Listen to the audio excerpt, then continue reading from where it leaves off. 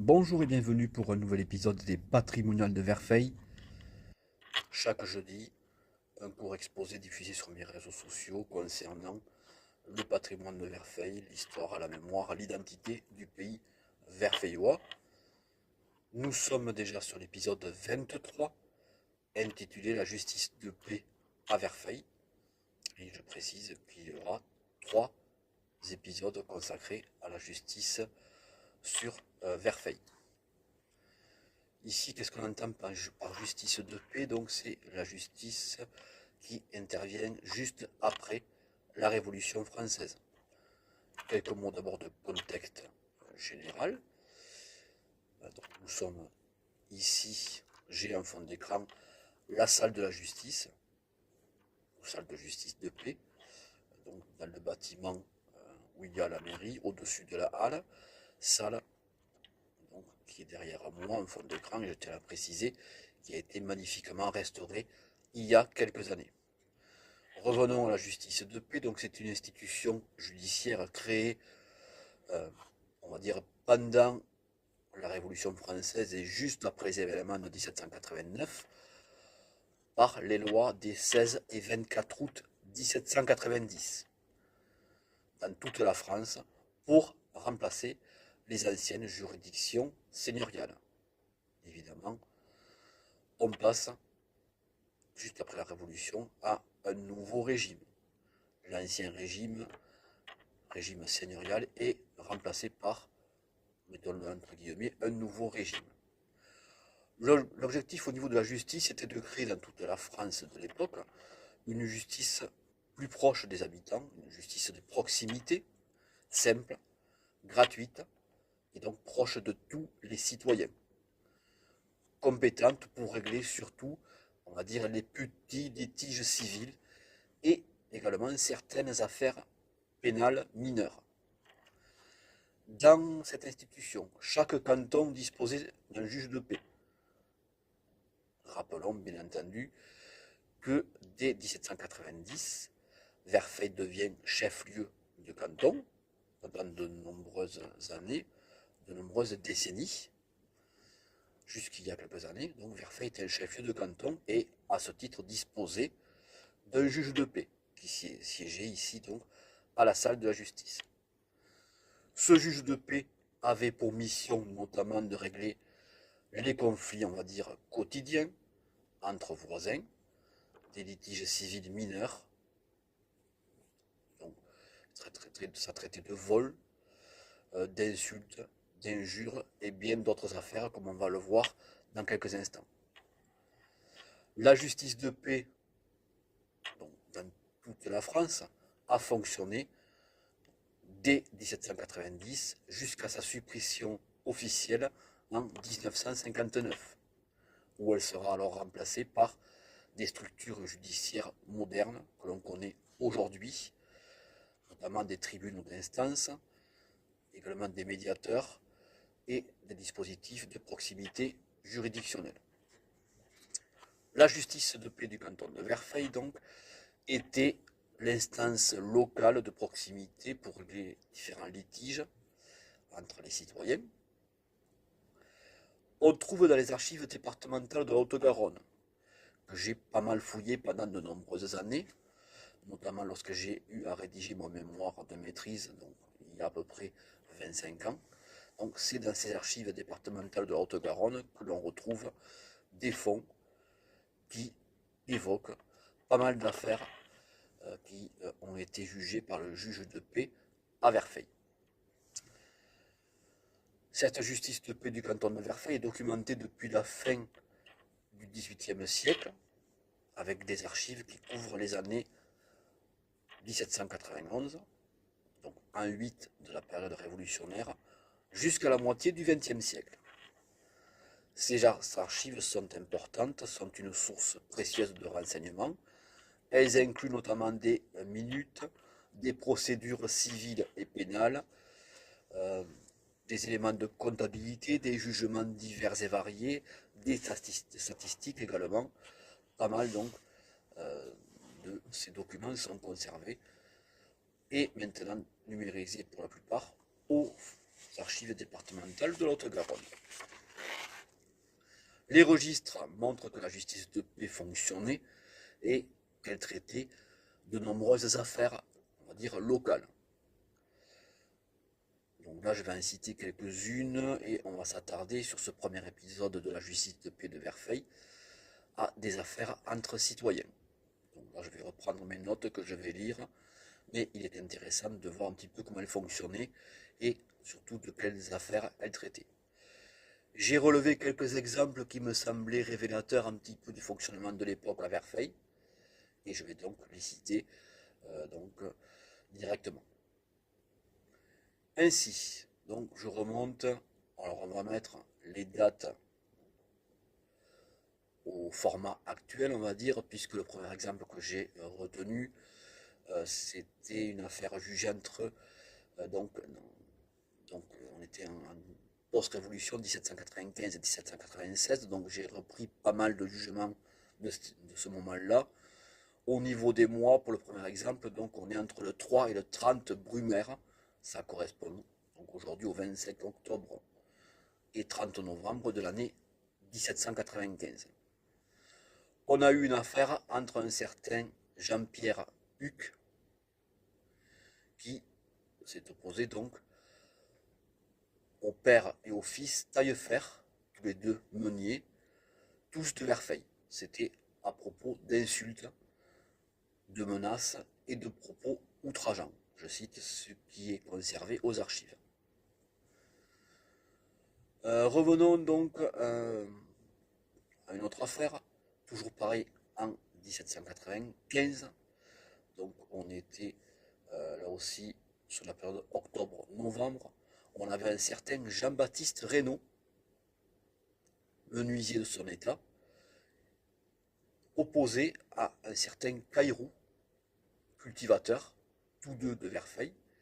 Donc là, c'est un jugement pour coups et blessures. On remarquera dans les deux exemples que je viens de donner et ceux que je vais donner ensuite, il n'y a pas les plats ou les peines assorties. C'est uniquement donc ce que j'ai pu retrouver, l'objet, on va dire, du jugement. Là, on est sur le mois de novembre 1795. Ça correspondait au mois appelé Nivose à l'époque de la Révolution. On a un certain Dominique Cabos, propriétaire de Verfeil, qui s'oppose à des inconnus, dont le nom n'est pas mentionné, à propos donc d'un vol d'un lièvre. Donc c'est Dominique Cabos, cultivateur propriétaire de Verfeil, qui porte plainte contre des inconnus dont le nom n'est pas retrouvé à propos du vol d'un lièvre, d'un lapin et d'un perdreau, je cite le texte de l'époque, venant sur une fenêtre de sa cuisine. En dessous, il est marqué que sont suspectés, je cite encore les textes des archives, donc sont suspectés, néanmoins il y a le nom de suspect, un certain Jean-Bernard Cadet, un certain Bertrand Pilor, et également un certain Laurence, fils de boulanger, ainsi qu'un certain Vidal, un certain Dominique Fayou, et un autre dénommé François Bousquet. Donc ça, ce sont les suspects, reprenons le terme exact, et ils étaient tous de Verfeil. Autre exemple, donc on arrive ici sur le mois de mars. Mois avec la dénomination révolutionnaire, c'était Germinal. Donc le mois de mars 1796, un certain Mathieu Cavalier, ou Cavaillé, il y a les deux orthographes, qui était gardeur de laine, contre un certain Louis Hélissier, lui-même était cordonnier, tous les deux étaient de Verfeil, et c'est un jugement pour, je cite, coups, blessures et soufflets. Autre exemple, un cultivateur de Verfeil dénommé Jean Bernet contre un laboureur de Telatte, prénommé Jean Loupiac. Toujours pareil, donc c'était au mois de mars 1796. Plainte à propos de tir de coups de fusil sur pigeons. Passons au mois de mai, qui était le mois appelé prairial, euh, à propos du calendrier révolutionnaire, mois de mai 1796. On a une certaine Marie Petit, qui était l'épouse de Jean Pinet, qui s'oppose donc à une certaine Marianne Cambard, épouse de Jean-Pierre Gache, qui se rend. Tous étaient de Verfeil, c'est une plainte pour injures et insultes. Précisons que dans ce que j'ai pu retrouver au niveau des archives départementales de Haute-Garonne, c'est toujours le premier ou la première nommée qui porte plainte contre le second ou la seconde. Autre exemple, Françoise Escande, habitante de Mons, qui porte plainte. Donc là, par contre, on n'a pas contre qui, on n'a pas le nom de suspect. Donc, Françoise Escande de Mons porte plainte pour des tirs de fusil sur un cochon qui lui appartenait. Évidemment, le fait qu'elle soit de Mons est important à souligner. Ça voulait dire par là que le juge de paix de Verfeil pouvait traiter également des plaintes venant de la commune avoisinante, Mons, qui pourtant ne faisait pas partie du canton de Verfeil. Autre exemple, on arrive sur le mois appelé Messidor, c'était le mois de juin. Nous sommes toujours donc en 1796, au mois de juin. Un certain Barthélemy Montama, travailleur de terre et homme d'affaires, c'est comme ça qu'il est désigné. Donc, lui était de Gaillaguet, du domaine de Gaillaguet, contre un certain Jean-Pierre Huc, dit Corned, qui lui était de Verfeil. C'est une plainte pour injure verbale. Le mois de Fructidor, donc on avance un petit peu dans le temps, on est toujours en 1796 néanmoins. Jean Caïrou, qui lui était propriétaire de Bon Repos, contre un certain Joseph Cruzel, lui-même de Bon Repos. C'est une plainte donc pour injure et insulte. Toujours donc le même mois, la même année 1796, on a Louis Lafont, meunier de Mons, qui porte plainte contre un certain Antoine Campagnac à propos, je cite, d'un package illicite d'un âne et pour menace.